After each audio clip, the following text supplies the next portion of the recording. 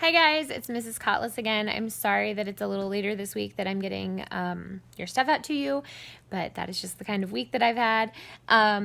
So your child turned in their first paper this week, and I'm going to use this person's folder to show you what everything should look like. So I took your child's writing folder with me, and what they've got in there is a points sheet, which is where we keep track of if they're turning in their grammar, if they're turning in their forms that we had signed, if they turn in extra credit that we offer, stuff like that.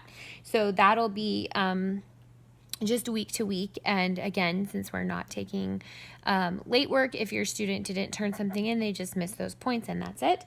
And then what your student should have turned in, and I'm going to cover up the name here, is a paper that looks like this. So you see that it's in that MLA format. The title is normal sized. It doesn't need to be underlined, but that's okay. And then this person has an LY word and it's underlined. Can you see it? Yes. And then it's marked LY in the margin, just like what it says on the form in their IEW book. So that's what a paper should look like when it's turned in. It should have whatever is on the paper done. So this week, we did not have enough time in class to go over their grammar, so I'm going to scan and send you as an attachment the edits for their grammar. And we're going to try and figure out if we're just going to be giving those out in class or scanning them every week. But it's taking us a lot longer to get everyone kind of settled and through the IEW portion of the class than we would have expected it to, which is okay because we're at the beginning of the year. But we definitely want to make sure that that goes a little better.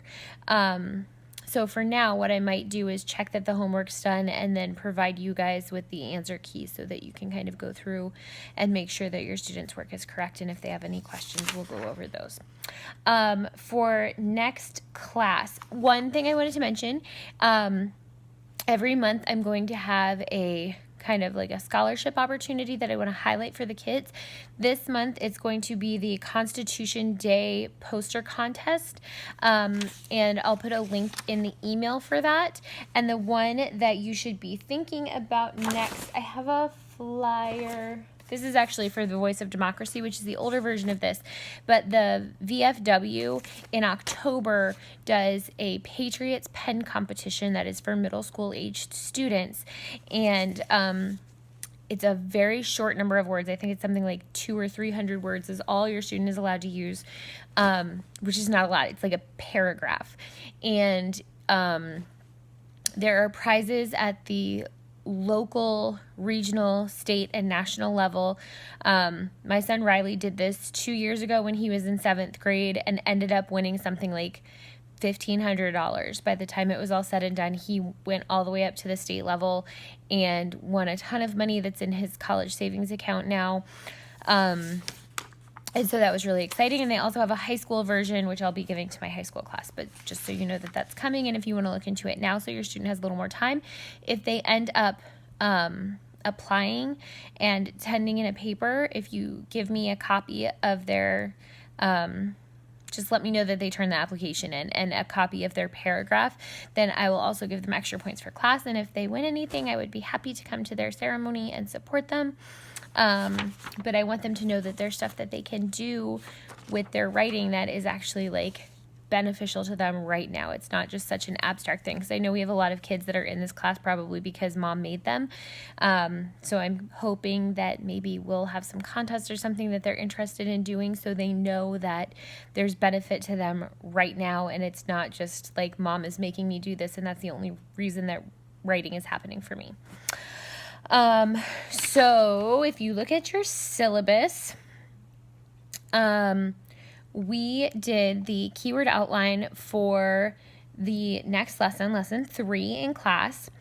And so they need to do the lesson 3 paper for homework. And again, make sure you're making those marks on their papers, like not you, they should be making those marks on their papers, just like whatever the, the matrix at the end of the lesson says.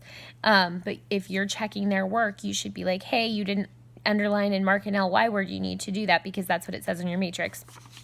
And then they're doing grammar sheets 4 and 5. And again, I'm going to go ahead and send you the answer keys for sheets 1, 2, and 3. And then if they have any questions on any of that, they can bring it into class next time. All right.